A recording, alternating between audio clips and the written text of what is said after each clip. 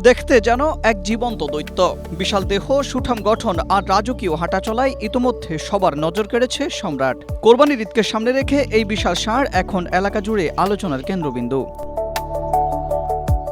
Friesian জাতের সম্রাটের বর্তমান ওজন প্রায় 1100 কেজি, অর্থাৎ 1 টনেরও বেশি। কুচকুচে কালো রঙের শরীর, মাথা ও নিচের অংশে সাদা ছাপ আর দানবাকৃতির কারণে গরুটিকে ঘিরে তৈরি হয়েছে আলাদা আকর্ষণ। এবারের কোরবানির বাজারে এর দাম হাঁকা হয়েছে 12 লাখ টাকা। খাগড়াছড়ি 9টা উপজেলার ভিতরে মাটিরাঙ্গা পৌরসভার ভিতরে এই সম্রাট হয়েছে শ্রেষ্ঠ গরু। এর ওজন হয়েছে 1100 কেজি এবং ওই সম্রাটকে যেমন নামেও সম্রাট, ওর কার্যক্রমও সম্রাট।